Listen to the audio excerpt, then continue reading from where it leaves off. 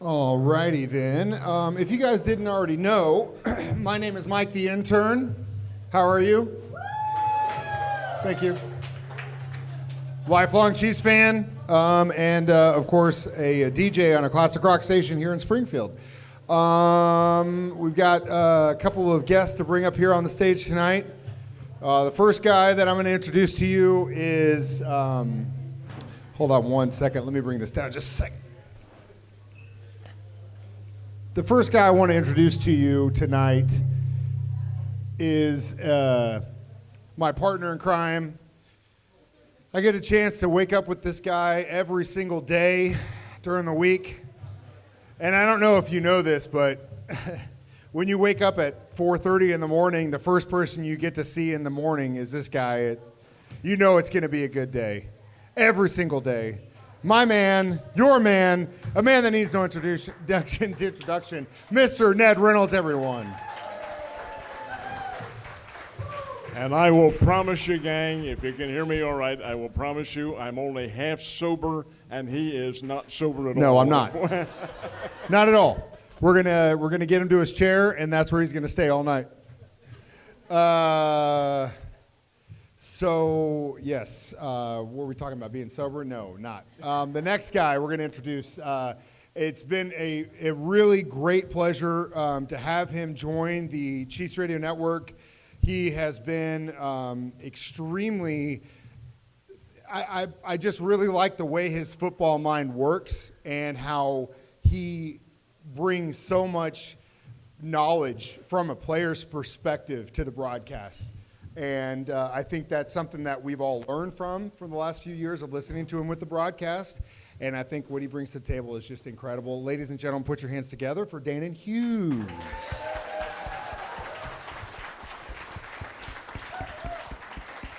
And I told him we were going to wear matching Hawaiian shirts, but he didn't wear the same one.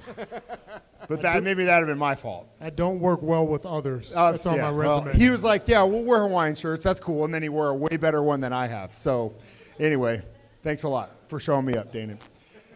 And then this next individual, I'm sure you guys don't really need me to sit up here and talk a lot about him, but we love him. He speaks for us. As fans of this team, he is our voice. He is the voice of the Kansas City Chiefs. Ladies and gentlemen, put your hands together for the one, the only Mitch Holthus.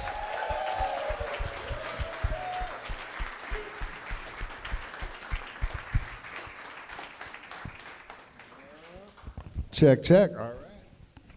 Okay, everyone sit down. Let's ask some questions. If we're ready to go, I'll tell you a little bit about Mr. Hughes over here, Danan Hughes, who does nothing but outstanding work as a color broadcaster, which, folks, trust me, is not easy to do. And Danan does a superior job of it. But there's a reason why he does it so well. Number one, he's an ex-player, went to Iowa, but we'll forget about that. But he's a Jersey guy. Forget about it. Who died and left you, boss? Pizza, some Master Strolly. Come on, man. Forget about it. New Jersey is about a postage stamp size state, but he's from North Jersey and I'm from South Jersey. The difference is the North Jersey guys, that's kind of the family and they're rich and they have a lot of money and all that. And us South Jersey guys, we're nothing but frickin' farmers, man. This is really great. Guys, thank you. I do want to take a second or two to introduce to you a gentleman who's been my partner in crime for, I'm going to tell you how many years, but it's been a long, long time. He's sitting right over here to my left. He and I worked together for the Bears on the Bears Network for 20 years. I'm sorry it doesn't exist now, but this is one of the top broadcasters, not just in the state, but in the country. If you will, welcome Mr. Art Haynes right over here.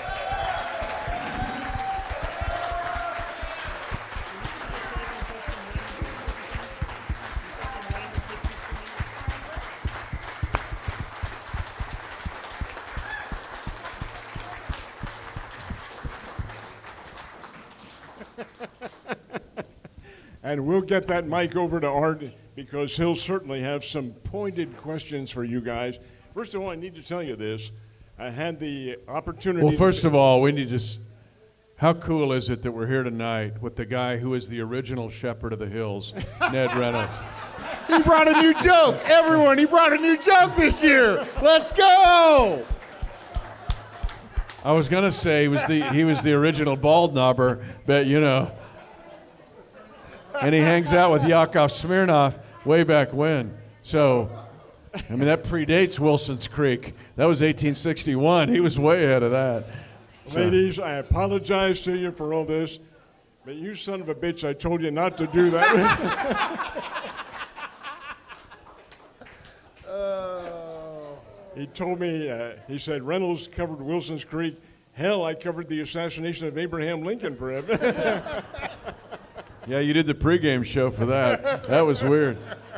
Then Art Haynes is at Macadoodles. We're at Macadoodles tonight. So, yeah, no, it was...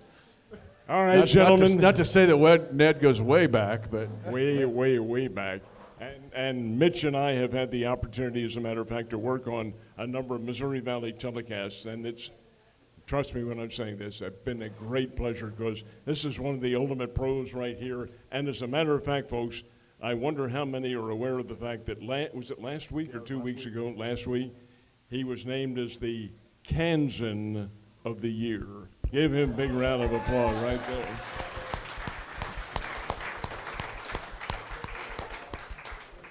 And I got a ticket one time in landing in Missouri. That's the only thing I got in Missouri. And I'm glad I wasn't in Iowa because Caitlin Clark would beat me by 50 points. Now you're talking. Okay, guys, the training camp's open. Really the second day of full drills have gone on up at St. Joe and Missouri Western. Danan, start with you. You're a former player. What's your impression of what you see, and is this a team that's capable of a three-peat? Hit somebody in the mouth. You asked. Good. That's I did. No, That's I did. where my mind goes, Ned. No, I feel like what's been so impressive about this organization, I remember watching the Super Bowl, as we all have. I remember going into the locker room. I remember the conversation. So my job as the color analyst is I do the pregame show. Hopefully you listen to it. I do the game with Mitch. Mitch tees me up. The absolute best in the business, no question. Makes my day easier, makes my job easy. Obviously, the play on the field makes it easy for both of us to some extent. And but the culture is the key. And then I go into the locker room. Clock hits 0. I go down to the locker room. I interview 2, 3, 4, 5 guys, however many the radio needs for the Super Bowl, more than normal. And then I'm done. And what was so interesting to me, what was so empowering to me, what was so encouraging for us in the Chiefs Kingdom is how immediate the talk was about a three-peat. It was so cool. It almost was uncomfortable to an extent because, like, I never made it to the Super Bowl, so I'm thinking, like, you should relish in this, like, longer, like a little bit longer, and soak it all up. But those guys were laser focused on history, making history. That was so cool to be a part of, all the way through the post-game party, all the way through the extra beverages and the extra beverages that happened after that. So I feel like because it's been on the minds of everybody, because it's been on the mouths of everyone, because they are so confident in speaking in a day and age, even going back to when I played, where you don't want to give anybody bulletin board material. You want to stay humble. No, you can go out and shout to the rafters that this is what your goal is, and I appreciate that. I love, it's not trash talk, but I was a trash talker. Mitch knows. I was a trash talker. But I appreciate guys that just lay it all out. Like, here's what we want. You come and take it from us. Somebody else come and take it from us if you dare. And that kind of seems to be the mindset. I wish everybody could see what I've seen the last 100 days. And Danan's right. And first of all, he was incredible last year, especially during the playoffs. I thought he went to a completely different level. I'm just looking at him like, dude, this guy's on fire. It's so fun to be with him and to work with him and just to have the chemistry with him. So, Danan Hughes, yeah. His number with the Hawkeyes was 3. His number with us is 383. I call him Jersey Tough 383, JT 383.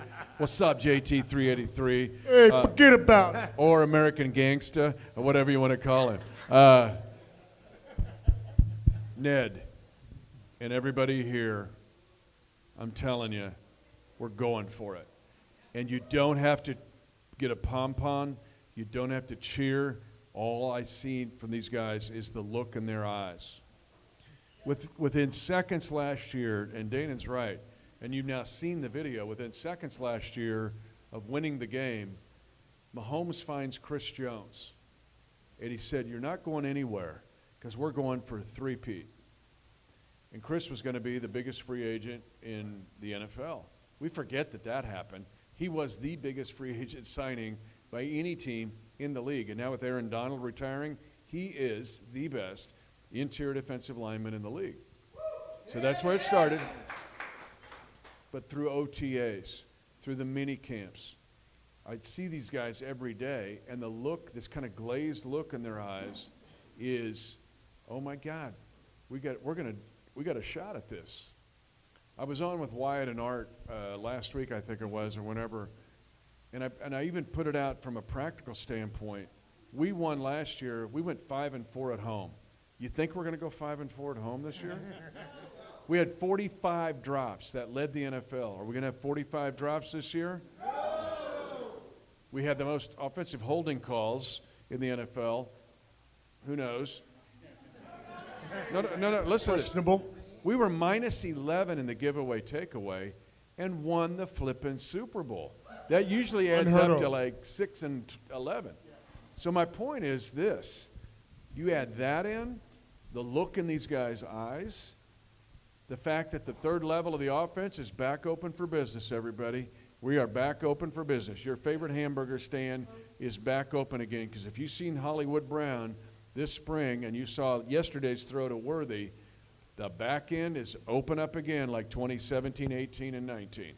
And yet, we still have all of the other stuff because we got Kelsey working the middle, and we've got Jared Wiley, who added it to TCU's the best tight end ad that we've had since Kelsey, and then Noah Gray's ascending.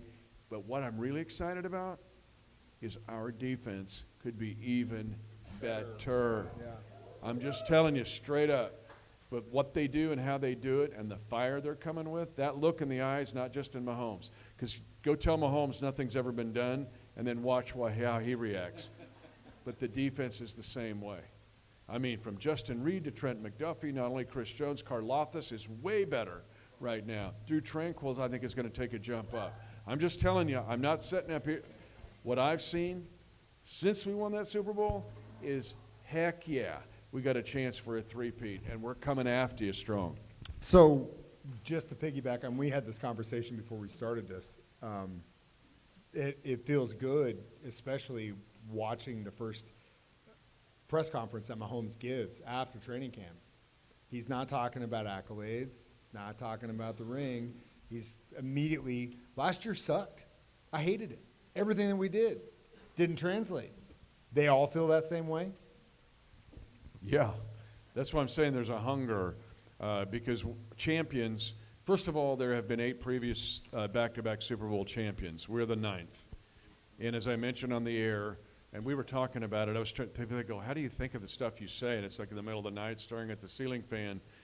And I was trying to think, well, it's not quite 20 years. You don't say, well, the first time in not quite 20 years. But I thought, how many days has it been? And it was 6,944 days since a team had won back-to-back. But let's take this step further. Of the 8 previous champions, none of the 8, talking about a three-peat, ever made it back to the Super Bowl. 3 of the 8 never made it back to the playoffs. So it's going to be super hard to do it, but this crew is all about that.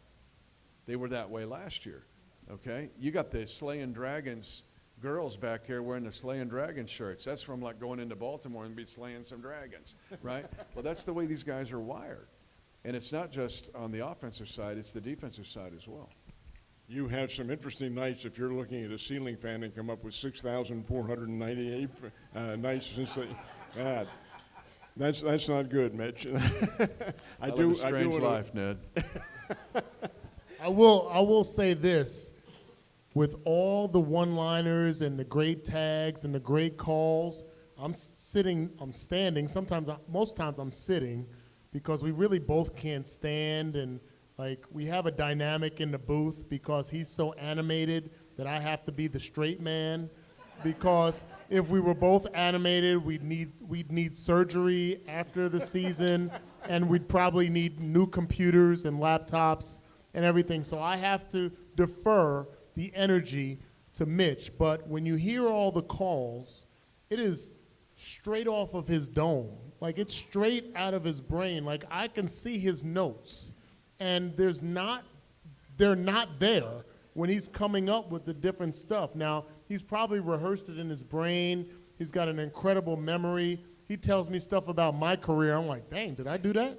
Like, I didn't even know. But it's an amazing feat to watch the energy he brings in the booth before the kickoff, through the game, all the calls, all the energy that you get. And we have had the luxury, especially, and I don't know if you remember this, but especially during COVID, we have had the luxury of hearing some other radio broadcasts. We've gotten accolades and credit from the NFL for our broadcast going back to COVID, where if you don't recall, you may not even have recognized, we were one of the few, if not the only, that never said we were not at the game.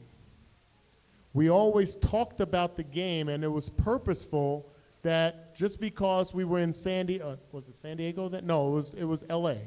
L.A. then, in that first away game, we spoke about the game being in L.A., but we actually were calling the game from Arrowhead Stadium in Kansas City because of COVID.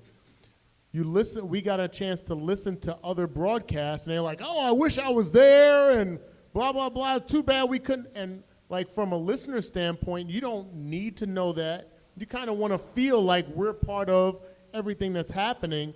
That just speaks to the professionalism and the synergy that we have between each other. It's been really cool. And when the screen went out and you couldn't see that, you felt like Ronald Reagan, didn't you? Well, we're playing the Chargers, and in overtime, we stop them. So we get the ball, and this is the old rule. So we go score, we kick a field goal, we win. And we're driving to kick the field goal. And again, we're like, Danan said, we're trying to be where all of you are at every week. Is that in your woman cave, like the Slaying Dragon sisters back there? Or are we in your car? Where are we at? We're at your lake house. That's where we want to be. That's where we are with you. And in this instance, we wanted to make you feel that way, except our monitor went out. We went to tone him. So now I'm going to my iPad, and I'm freaking out because I'm thinking I'm going to make this up like Ronald Reagan doing old baseball games like in WHO in Des Moines in like 1929 or something. And so my pants, he's cool and calm. He's like, yeah, what's up, man? I don't know. And I'm like, he came back on. It felt like 30 minutes. It was 30 seconds. But then I think I felt my pants. But anyway, it was crazy, but it was awesome. We talked about in his article, if you can find it, I retweeted it. If you want to follow me on Twitter/X, you can. But I thought Barrett Media did it, and it was a cool article with Danan. And I thought, this is really awesome. So I retweeted it. If you go to my Twitter page, you'll find it. But it's just that rhythm. But what Danan and I, because Danan's awesome because he understands all of you. And we're really with you every time we go on the air. And it's cool to come to this because I'll see people that come every year, and I'm thinking, what are they doing on this game day? And where would they be? And I think that's part of the magic of it is we're sitting there with you trying to bring you this game and to give you all of the drama and all of the excitement of that game. That's why I get a little crazy. Like he's looking at me like, man, you speaking in tongues or what? But it's not contrived. And when they put that GoPro cam in there, I forget it's even there. But I just want you to know it's real, but it's honestly, we think of you because we want you to experience that game than what we're seeing. Speaking from a fan's perspective, and I'm the biggest Chiefs homer in this room, that is the legitimacy of what you guys bring, because no other broadcast understands that us as Chiefs fans, the Chiefs Kingdom, we're suspect. Been through some really bad times. We don't. Why trust. you got to bring up my years? We don't. But we're.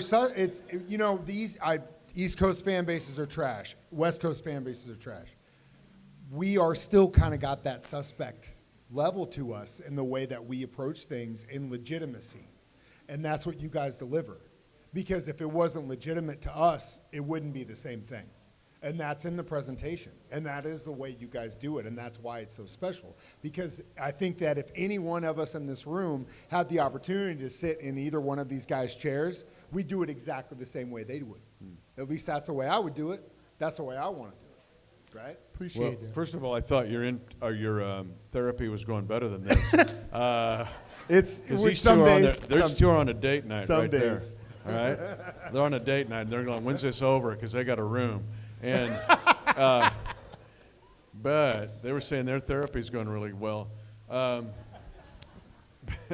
yeah, to feel the emotion of the game and to feel what all of you are feeling, and Danan, as a former player, to make that transition to feel that what you're feeling, it's a gift, quite honestly. But I think that's part of we bust our butt all week long, 7 days a week.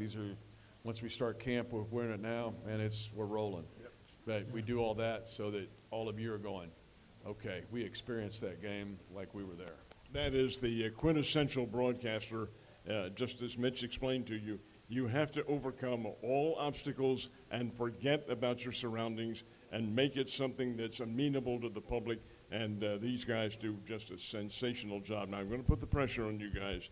Had the opportunity to visit with Governor Parson at a 4th of July parade over in Marshfield. And I said, well, Governor Parson, are you going to be at the Chiefs rally?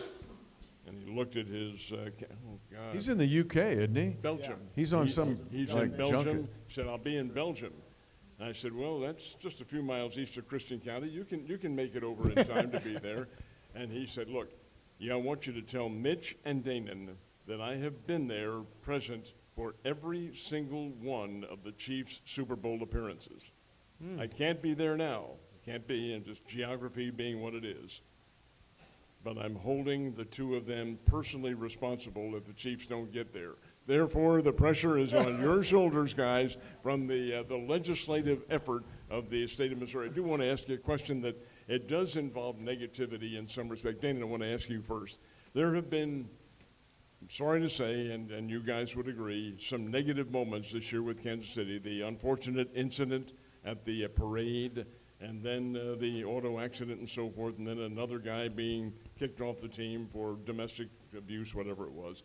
Does that have, in your opinion, Danan, as a former player, any carryover into the next year as far as the players are concerned? Great question. I feel like it comes down to culture. Like, we all are diehard fans, but let's face it, the Todd Haley era was dysfunctional, to say the least.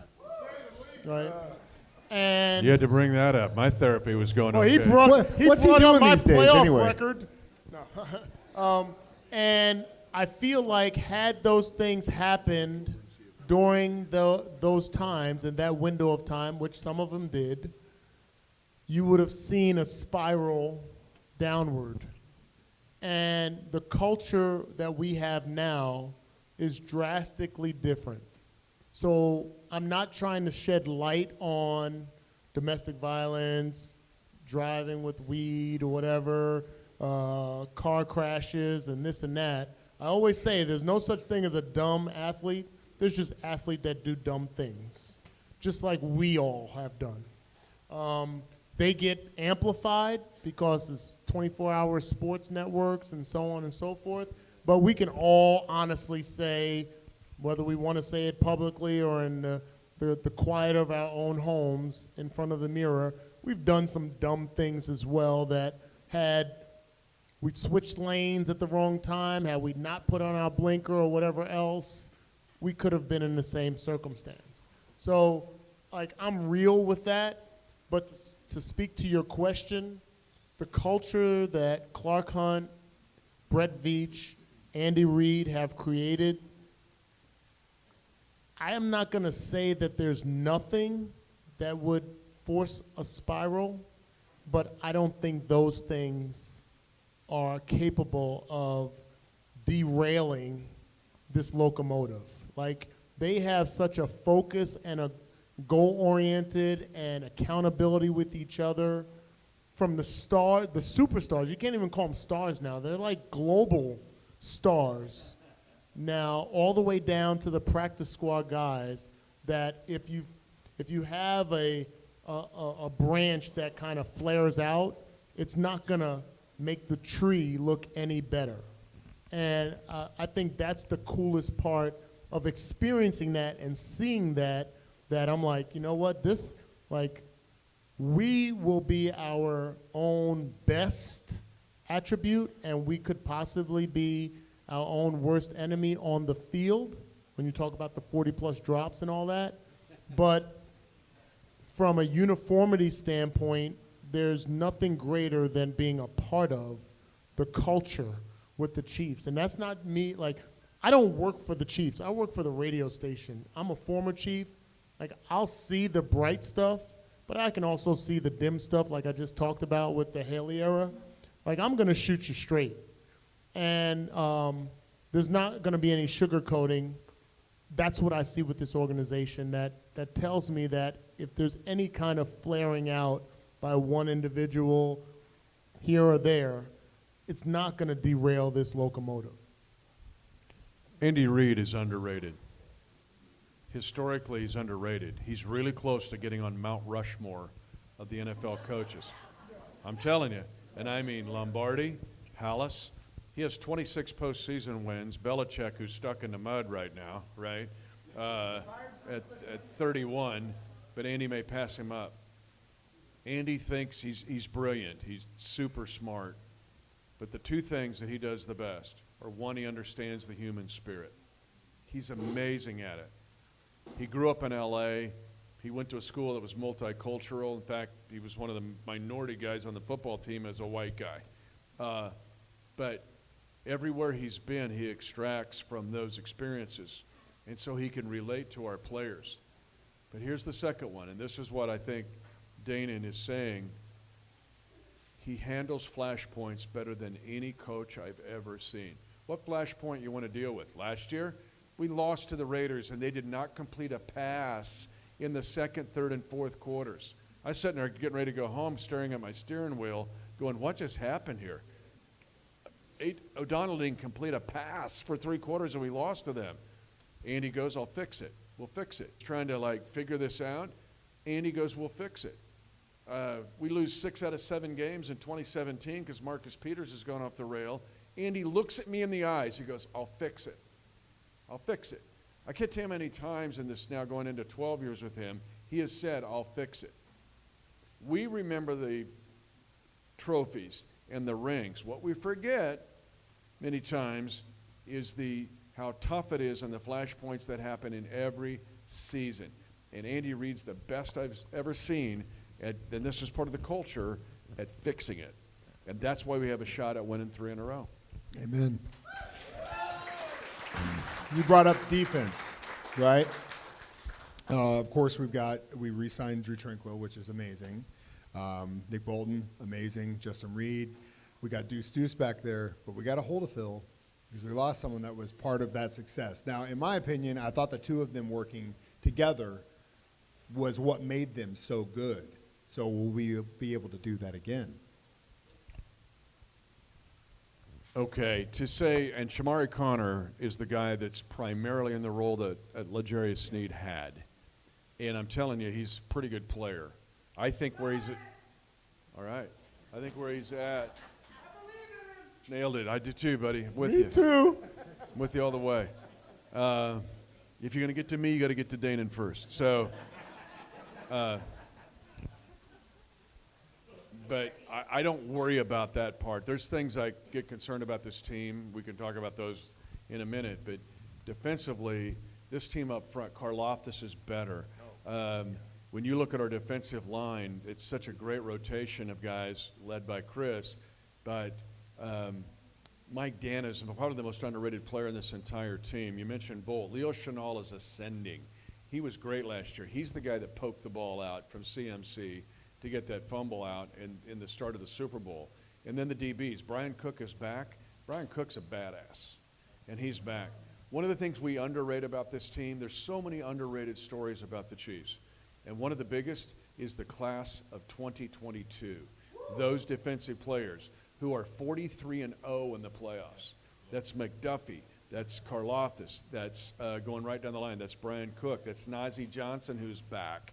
People forgot about him. That's Leo Chenal. That's Jalen Watson. That's Joshua Williams, who had an awesome pick today of Mahomes, by the way, on a blitz by Shamari Connor.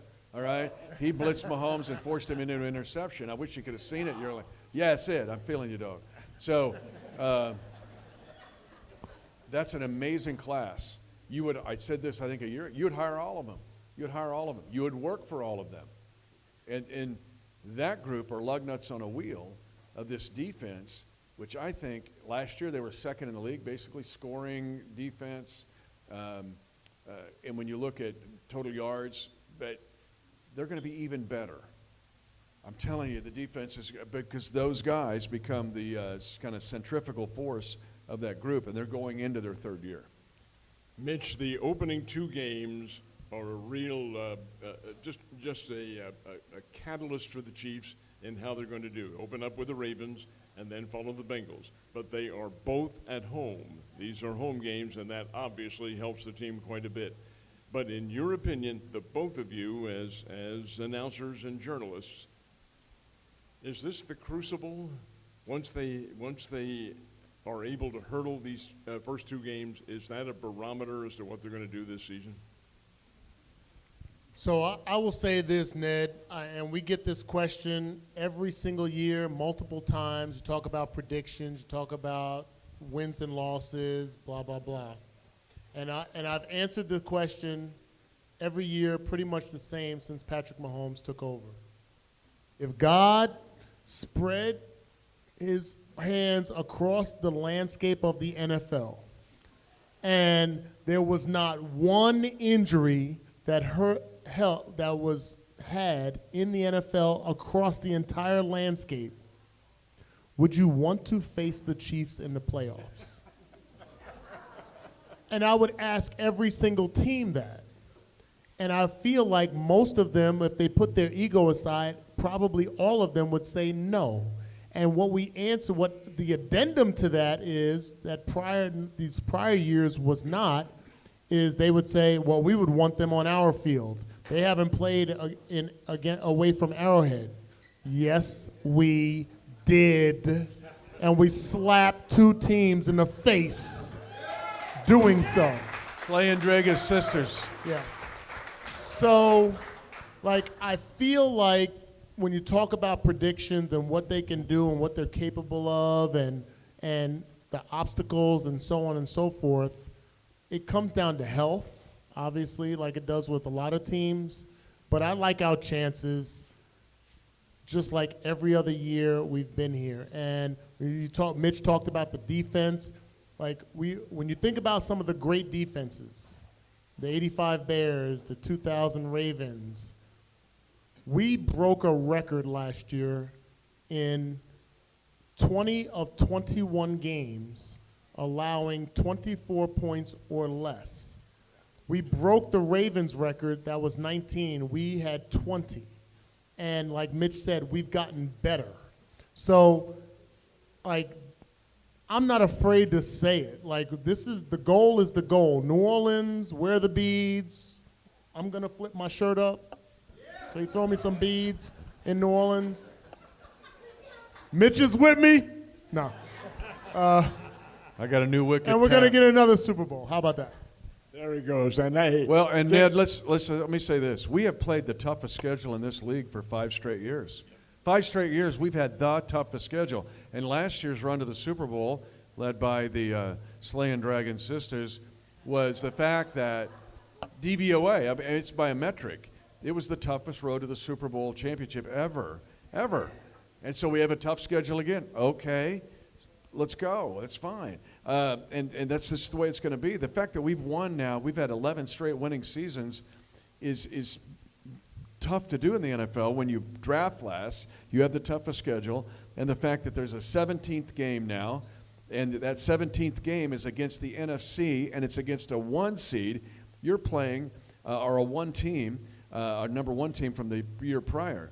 What it has meant, because you talk about having Baltimore and Cincinnati start, and I think the Cincinnati mayor shut his mouth this year.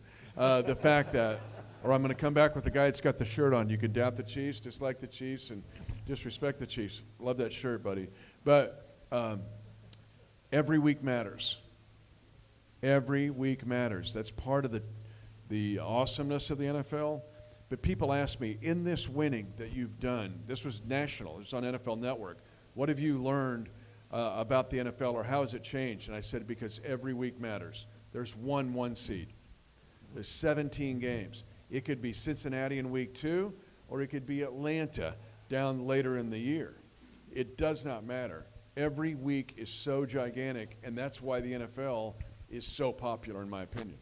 There's the answer, too, from a broadcaster who has done 1.5 zillion games. But I do want to ask you folks to indulge us for a second, because this is a broadcasting-oriented question. You guys were faced with, from a meteorological, and I'm sure as hell not a weatherman, a situation in which the game time temperature was below 0. You know what I'm talking about. Miami Dolphins are in. Fans are hurting out in the stands, so forth. How did you, the both of you, I want you both to answer this, how did you prepare physically and mentally for that game? So for me, I've always been, even when I played, I never wore sleeves. I was always kind of focused. I wanted to show kind of some kind of toughness. I'm a sandwich short of a picnic, so that's also kind of a factor in it. But that was the coldest experience I had ever been a part of. Like, walking from my car to the door was like I was walking the Green Mile. Like, it was the worst ever. And so to think about the guys on the field having to endure it, but it's also a game about the mind. And a lot of times I bring myself back to my playing days where it was cold.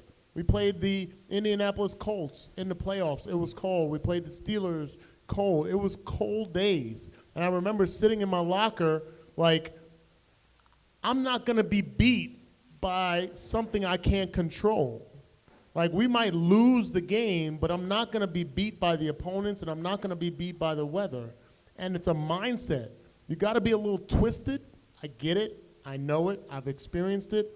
But I feel like, and I am privy to sitting up in the booth 3 hours before the game, doing the pregame show, but I'm watching guys come out. And I'm seeing, we got binoculars up there, I'm seeing guys' faces. I'm like, he's done. He's done. It's a wrap. And so, like, I'm picking apart the 47-man roster or whatever it is, and they're coming from South Florida. They dug their own hole. Yeah. Because had they won the week before, they would have been elsewhere, right? So it's their fault. But you could tell by the faces. You remember the Jamaican bobsled team in Cool Runnings? Right when they came out of the airport and you saw them stop and you saw their faces? That's what those guys look like. And so you just knew it was just a matter of time. You had to endure the game. The worst part of it was walking to the stadium and walking from the stadium to my car. But the cool part of it is, because I can't tailgate before the game, I get to tailgate after the game as the cars are bumper to bumper leaving. I pop my trunk, smoke a cigar, got a few cocktails, and I'm watching everybody leave. So I become one of the idiots that's actually sitting outside in the cold, which doesn't make sense. Wait a but minute, it kind of hold brings on. me back to the... Who all went to that game last year? That's it? You went Everyone to it? else is smart. What We're the did only you- ones? What did you We're wear the only to the ones? game? Tell the folks what you wore to that game.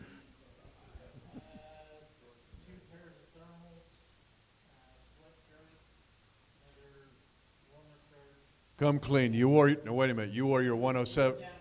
You wore your 10.7 Speedos, didn't you? You want 104.7 the Speedos? Cave Speedos. Are you a Speedo guy?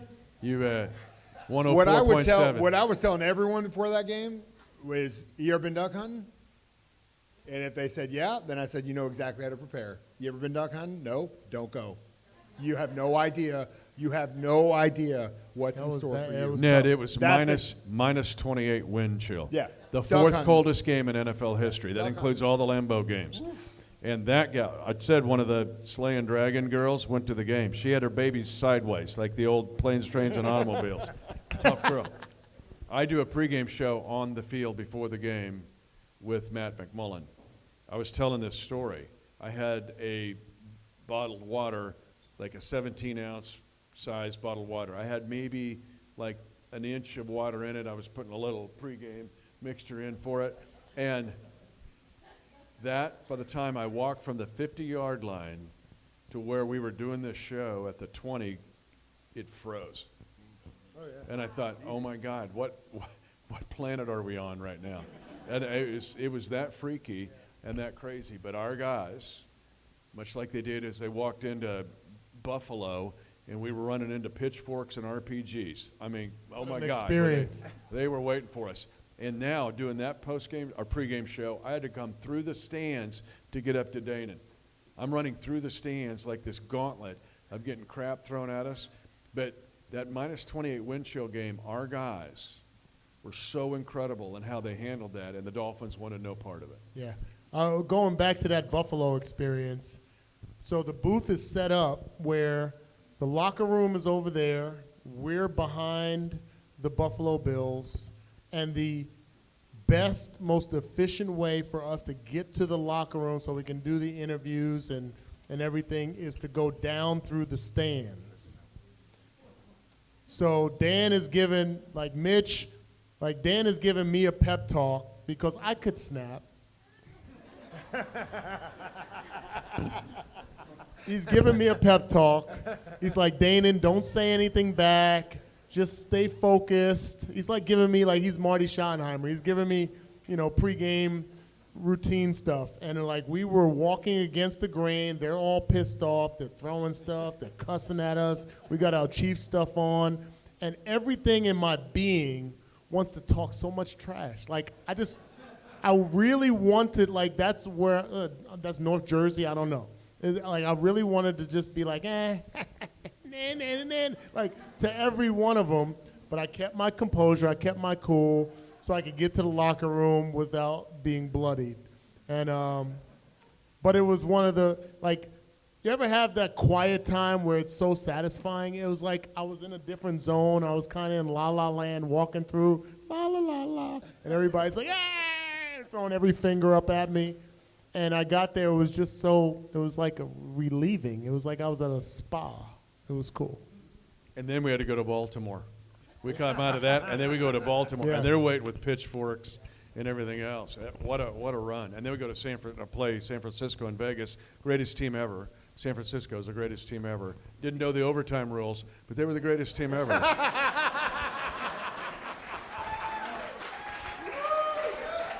Oh my God, the look on Pat's face. Oh, yeah.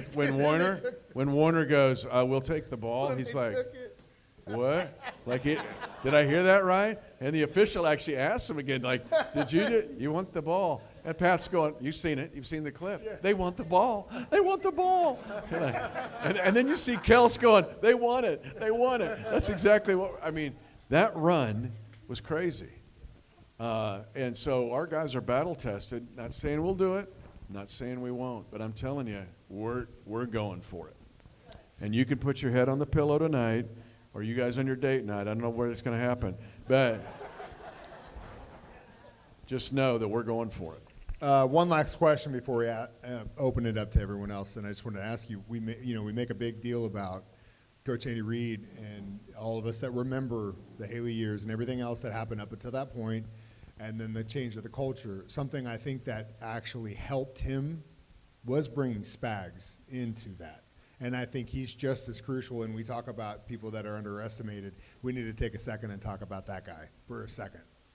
I think Steve Spagnuolo has done an amazing job of rallying guys in a different way than I've ever seen a coordinator do. I had the luxury of attending Justin Reed. He does a celebrity softball tournament or a celebrity softball game at the Monarch Stadium in Kansas. This is the second year. Spags was in attendance. Most of the defensive players were there to support Justin Reed. He came down to the dugout. He interacted with everybody. You hear the guys talk about Spags differently than I've heard them talk about coordinators. Normally it's about the head coach. And so that just tells you, it speaks to the attitude, the understanding, and the love that these guys have, and the appreciation that they know that he has the best out for those guys. And you would run through that brick wall for that kind of coach.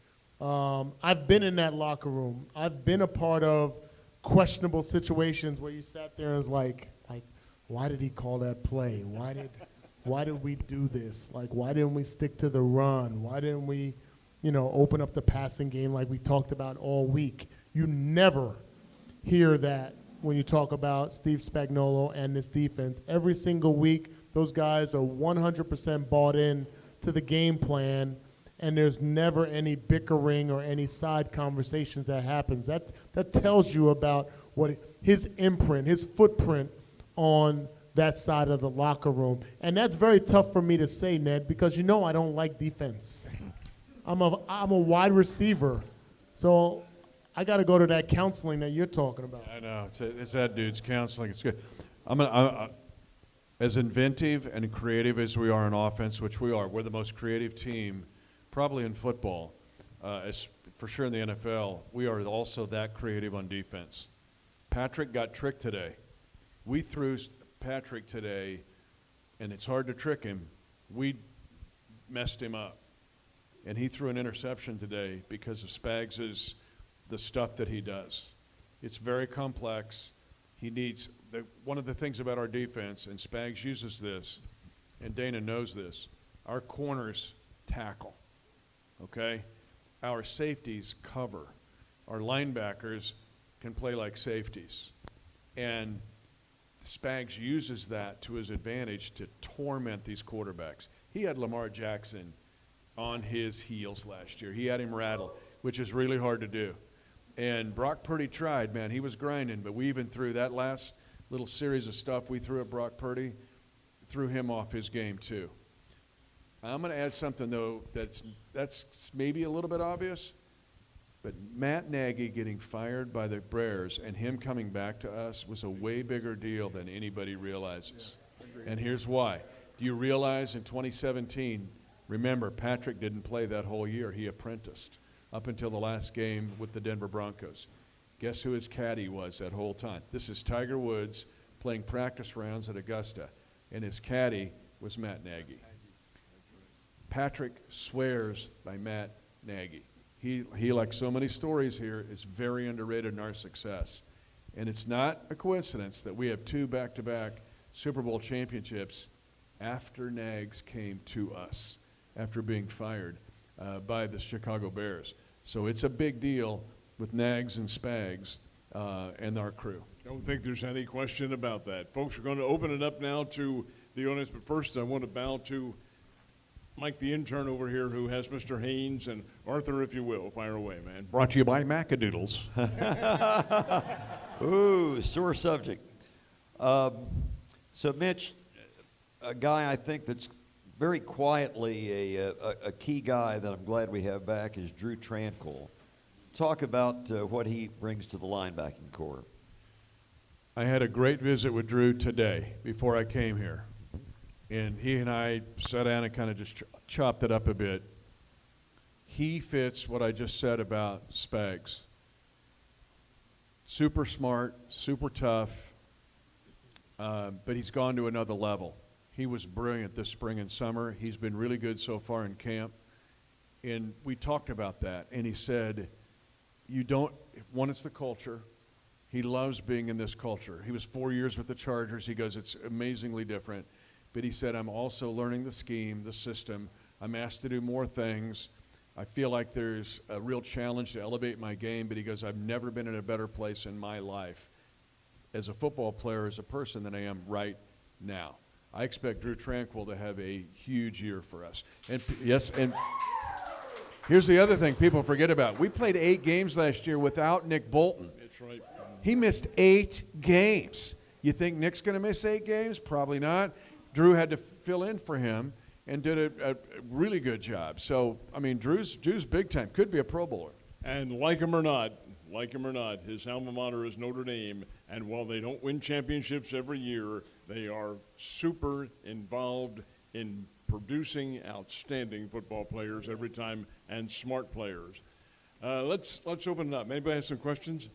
Mike? One back here. Hey, Mitch, Danan, welcome back to Springfield again. Kind of a two-part question, both about special teams. We had the new kickoff rule. Who's going to be the guy to kick off the ball that Thursday night? Is it going to be Butker or is it going to be Reed? And the second one, how's the punt god looking? Okay, first of all, did you listen to the conversation I had last week with Wyatt and Art on air? Anybody hear that? Okay. Oh, my God, you just asked the question of the night. And I'm going to let Danan answer first, and then I'll jump in. It is the rule nobody is thinking about, and it's the most drastic rule change in this league, if not ever. Some have said since instant replay, and none of us are thinking about it. Mm-hmm. We're going to work on it again tomorrow. I charted 53 of them, 53 repetitions in this new rule that our guys ran this spring and summer. And I watched all 53. Oh, my gosh. I'm going to let Danan talk, and then I'll come back. It is like, I gave this analogy, it's like changing our national currency to Bitcoin only on Tuesdays. It is so dramatically crazy different. You've asked the question of the night, and I'm going to get to that, but I'm going to let Danan talk first because this is his forte, because he made a big living doing special teams. Yeah, so I'm a former special teams knucklehead.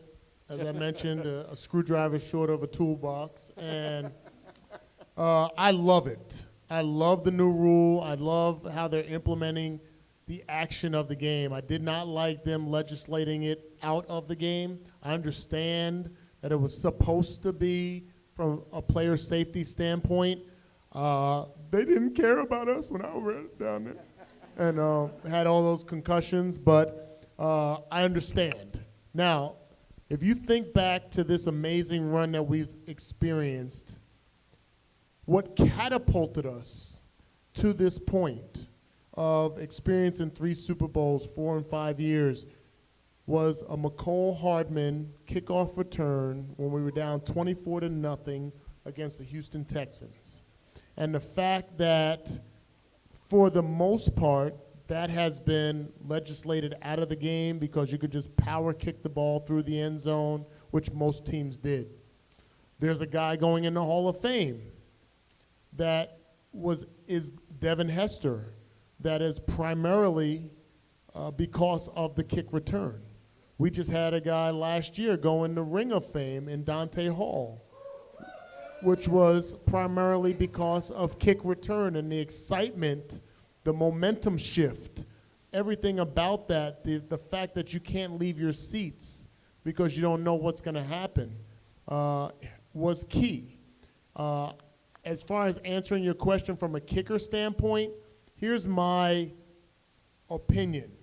Doesn't mean I haven't been up to training camp. I haven't seen OTAs.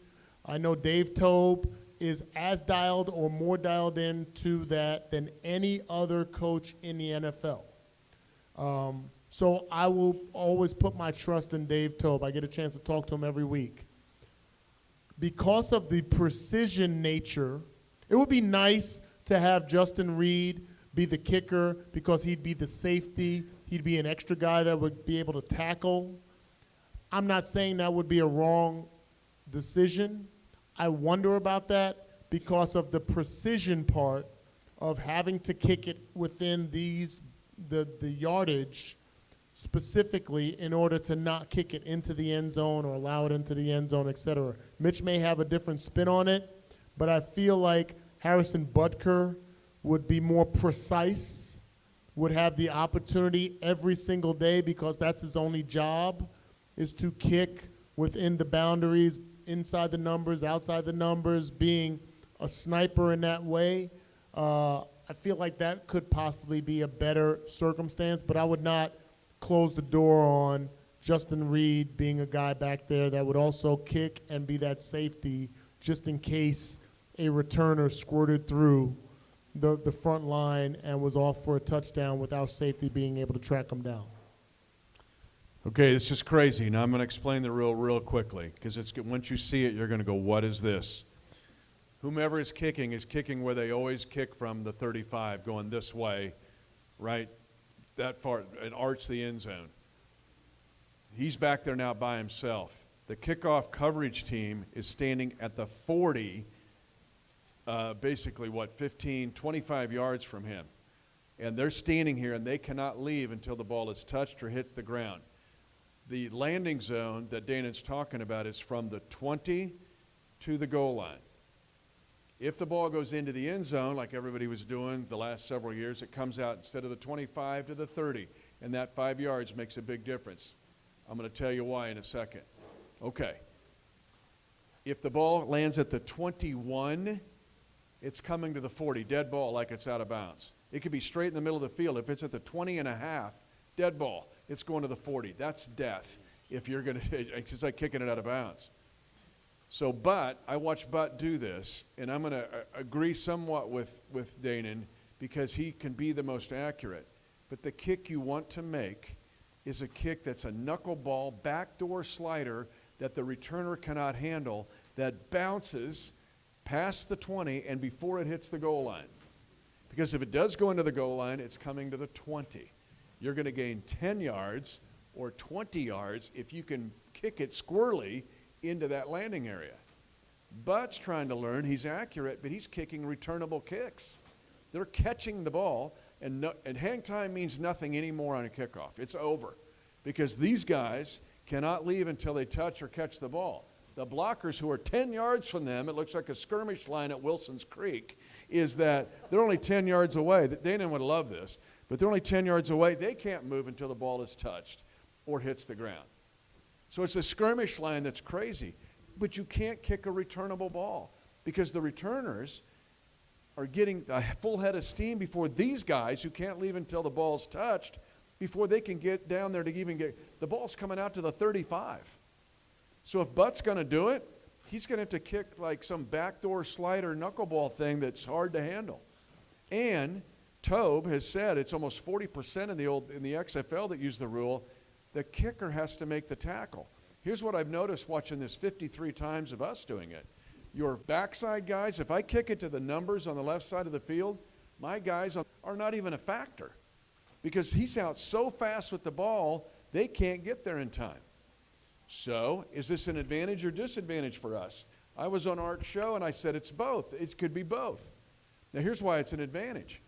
Our average return on working these 53 times was out to about the 33-yard line. That included touchdowns because guys couldn't get there in time. So could Jay Reed kick the knuckleball backdoor slider in that landing zone and make it bounce crazy, and then he's the tackler? Don't forget Louis Rees-Zaman in this.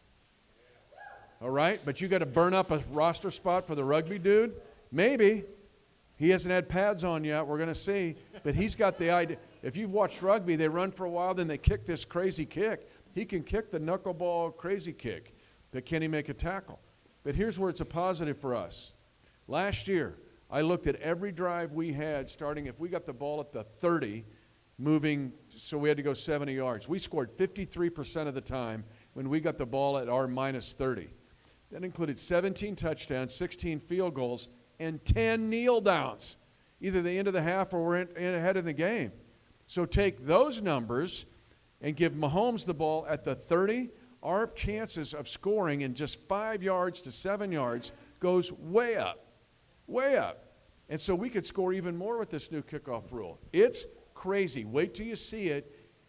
Huddle. I mean, we're going to try to explain it as best we can, but it's like learning Mandarin Chinese your first day of kindergarten. Yeah, there's also a dynamic of, and I'm going to be interested to see, I'm going to be paying attention to specifically in, if you are the return unit, and the kickoff unit cannot move until he catches the ball. Are the returners watching the kickoff unit, or are they peeking back for the returner? Because as a former returner, I'm looking for every inch I can get, every step I can get. If I can't move, but you're looking back here, you're peeking, and then you're turning when he catches, even though it seems like that's an insignificant amount of time, that's 1, 2, 3 extra steps that I get on you because you peeked, caught it. By the time you come back here, I'm almost past you. We were working on that very thing yesterday. That very thing.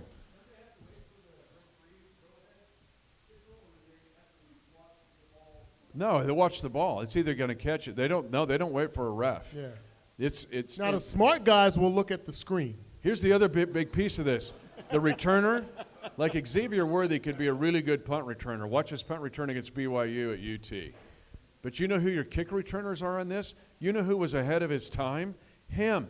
Danan Hughes would have been the perfect kick returner under this rule. Because you want a guy that's got some thickness to him. So that didn't come out right, did it? I know what you mean. I know where your mind's at, lady. Come on. So, and you guys got to get to your room. A guy like Nico Remigio, you're going to hear a lot about. He might make the team because of this kickoff rule because he looks like Danan. He does not look like Dante Hall in this rule. Might not be, or Devin Hester wouldn't be maybe as effective as like a running back receiver hybrid who's got enough speed but enough power to bust it out because it's going to happen quickly, and then they break a tackle and they're gonzo. So the returners in this who could make the team because of it is wild. Like we just have rewritten stuff here that, again, nobody has thought about here, and wait till you see it. You just made the very interesting analogy there. I was going to ask you, what is the decisive factor on the rugby player making the team? What is the catalyst? What will decide it for him? Well, one, he's got to be you only have, Danan said, you only have 47 guys suited up on game day. And you only have 53 on the roster. You have 16 on the practice squad. Okay. There's essentially 69 guys that become 53 that become 47. Are you going to burn up a spot for a rugby dude because he can kick the knuckleball backdoor slider? I don't know. Can he do other stuff? The deciding factor is how much can he do in special teams. Can he be the one cover guy that Danan's talk about? Can he be the returner? He might be the guy that returns it because he's got a little girth to him. So all those factors come into play here, but it's fascinating. It's more than just, oh, it's a cute dude, like he's a rugby guy. Like this is a novel thing. Right, and the ladies will like him. He's kind of a cute dude, right? Welsh. But I'm telling you that this rule gives him a 40% more chance to make our team than if he would have tried it a year ago. Yeah. It's wild.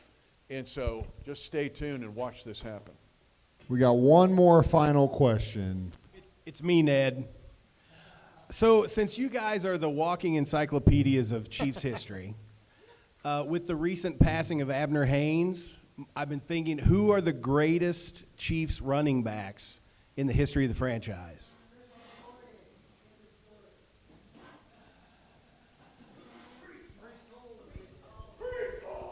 And I thought the toughest question of the night would be you asked something about this. Cool it, man. The stadium. But you didn't, so we're not going to talk about it. Good. I don't know how to answer that one. Man, I played with Marcus. Obviously, it's always been tough for me to concede anything to Tom Brady when I played with Joe Montana. It's tough. I got to witness and practice with and play with and go to the coin toss and block for Marcus Allen, Priest Holmes, Jamal Charles. I mean, you know the depth of history at that position prior to those guys, like, you look at some of the numbers and some of the big plays that Jamal made and Priest, it's tough to vote against those guys. Yeah, I mean, if I have a gun to my head, I'd probably put those two guys as in the lead category of running backs for the Chiefs history. I mean, people said, I mean, we could burst out names all night and they'd all fit. Yeah. But you know what? I'm going to squirrel out of the question, but I'm going to take you to another spot. Abner Haynes was way ahead of his time. Was he a running back or was he a receiver or was he both? And if you think about a guy like Jerick McKinnon and what he's meant to us in these 2 Super Bowl championships, he could protect. Was he a runner or was he a receiver? Well, he was all of that. It was fill in all the above. And that was Abner Haynes in the early 1960s. Abner Haynes was also an example of something I'm really proud of in our franchise. They played at North Texas, so that's not an HBCU school. But do you realize a third of our roster that won Super Bowl IV went to HBCU schools? We were the first team to give chances to guys, regardless of where they went to school, or the color of their skin, or their background. And Abner Haynes is one of the underrated stories who was ahead of his time. Abner Haynes could play today with what his skill set was. It's like Bobby Bell.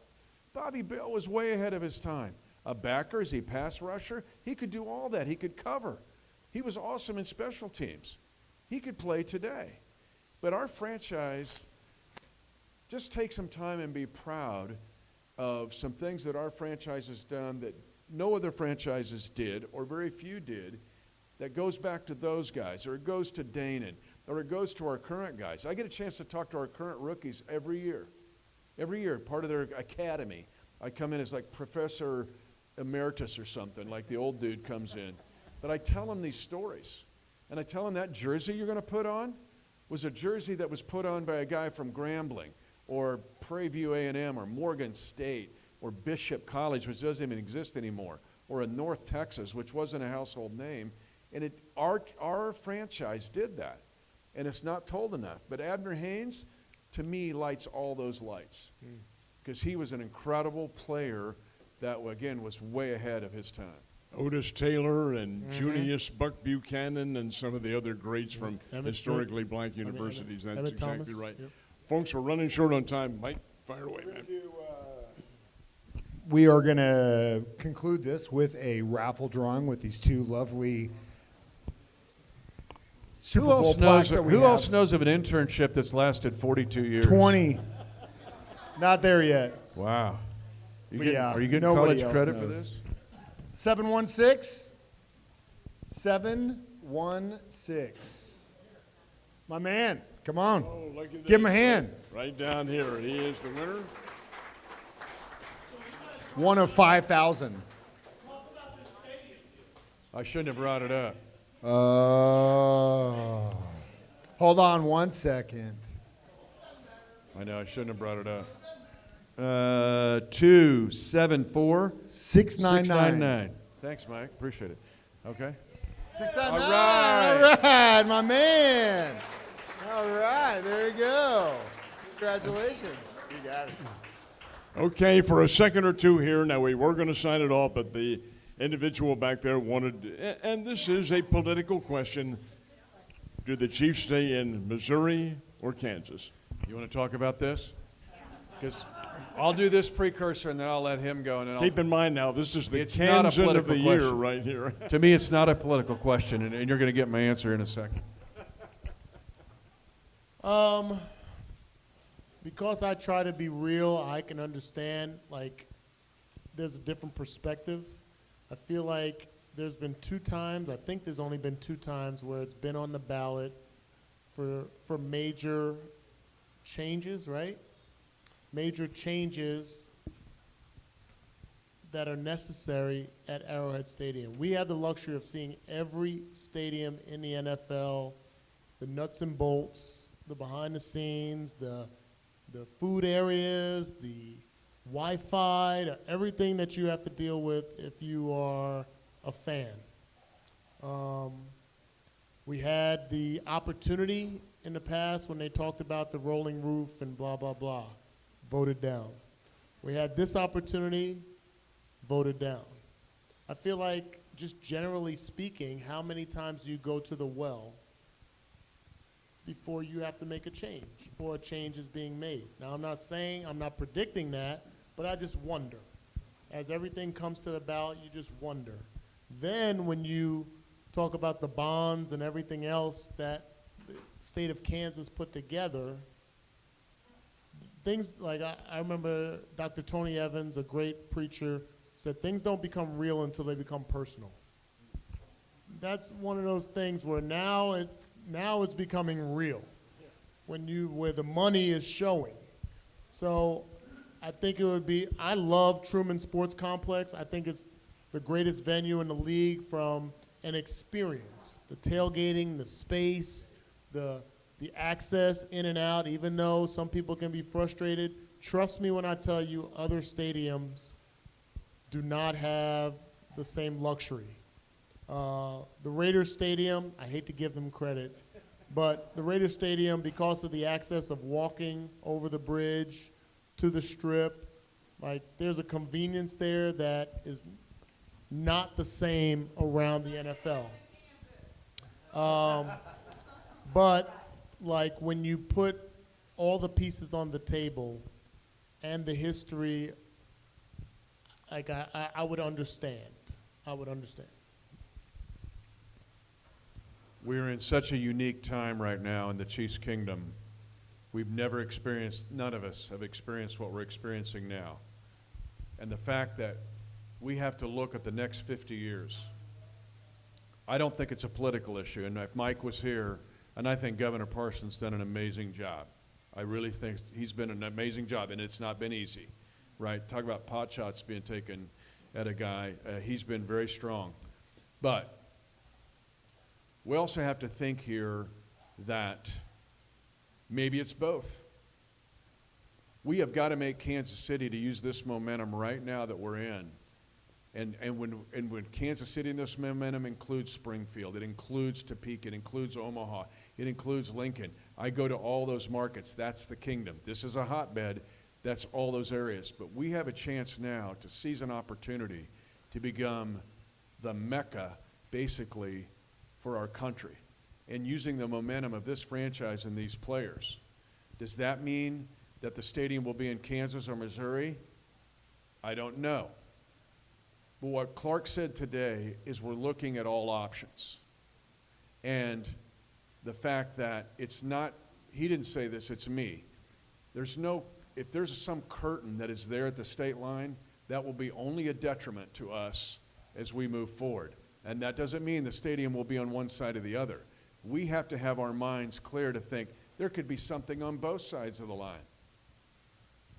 Think outside the box here and thinking about making Kansas City, where we now have both sides of the line with 4 or 5-star hotels. We can host a Final Four, whether that stadium's where it is now, or if it's in Kansas, or something's in Kansas, there could be some part of both. That's not Clark saying it. That's not Donovan saying it. I'm just saying for all of us, the worst thing we can do is to put up some curtain or saying, if it's in Kansas, I ain't going to no ball game. Or if it's in Missouri, screw you. It's not 1858 anymore. This now we have become the hub of the sports area in our country. They're watching Mahomes and Kelsey. They're watching all of us, and they're going, maybe that's a cool place to live. Maybe you can have a Final Four there, a Super Bowl. We got to do a bunch of stuff to do that. And Danan, I love Arrowhead Stadium. Oh my gosh. But we've done nothing to build around it. Yeah. But did you catch my point? Yeah. So, okay. Kansas, Missouri, okay. What if it goes somewhere else? To another, Watching your body, what's the possibility of it going somewhere else? I think very low. Here's why. Now, I got to be careful what I say. It's very low. First of all, we act like the Chiefs are our birthright. Lamar Hunt moved the team here in 1963. It changed everything. We had the A's, they sucked. They were here 13 years and there were 6 placers. They were brutal. We had nothing. The Chiefs And Lamar Hunt made this a major league winning city. All the names you were throwing out, the Chiefs were winners. They were winners in 69, actually. They were winners in 66, playing in Super Bowl I. It brought and elevated the whole region. Now, but Clark loves it here. He loves the team being here. He loves what's going on here. But that's why he's looking at the best possible solution, which could be a whole bunch of different things instead of saying, stadium's here, stadium's here. Think about going into the 22nd century and what we could build throughout the entire metro. This could be a whole big encompassing thing that's beyond of what we're thinking about here.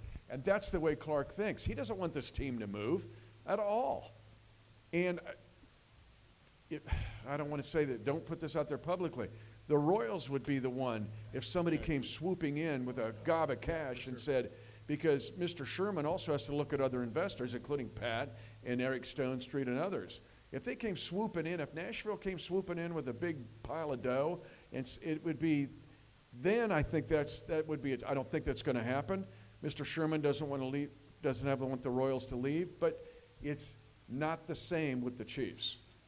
And so it's just way different in Clark's approach, our asset level. What are we worth now? 2-something billion? Like so we have to get creative and do something for the next 50 years. We have to do something for Brixton, who's the little baby boy of hers. Because he'll be 50 and we'll be long gone. What are we doing for them? And so that's part of the remodel, which would be a 25-year deal, maybe, or we're going to do something that's 50 years. And that 50-year deal could be not just, oh, the stadium's going to be here or here. There could be a whole bunch of things going on throughout the whole metro. That's the way we have to think. And so it could get exciting, but what we can't do is put up barriers or be negative about it or make it like our political world where everybody's just picking at everything and we get nothing done. So we can't have that, or we'll lose what we have as momentum right now, which is the best situation we've ever been in ever in the history of this region. And what Mitch said, folks, kind of relates very much to how we live in this country. We are united, we stand. Divided, hey, put it on the floor and sweep it up as ashes. We are going to call a halt to our evening because it is getting late, but in deference to, and I'll use Mike the Intern here as my reference, on the air the other day I said, you know, one of my ultimate goals as a broadcaster, I'm a former Navy corpsman, is to take my blood pressure cuff that I have at home and put it on Mitch Holthus' arm when he says, touchdown Kansas City. Now, come on up here, Mitch, if you will. Folks, traditionally, we end these sessions with this call, and if you will, Mr. Holthus, center stage. Okay, I'm gonna have some help here. I'm gonna bring up the Slaying Dragon sisters. You're gonna be right up here with me. They've just had babies. They just have had stuff going on. Come on, you're gonna come up here. Come on, you gotta get up here, Come on, girls. Let's go. You're all gonna do it with me. We're going for it, folks. And I'm not Guys, saying- give them a hand. They made their own shirts for We're going tonight. for it. I mean, I didn't even do that. So they're slaying. Do it with me on 3 and belt it out so they can hear it in El Dorado Springs or Baltimore or Cincinnati. With me on 3. 1, 2, 3. Touchdown! Kansas City! Let's go. 3-peat. Thank you, Mitch. Thank you, Danan. Thank you to our wonderful sponsors. Thank you to all of you who keep coming back here every year and helping us do this every year. Without you, it would not happen. And go Chiefs!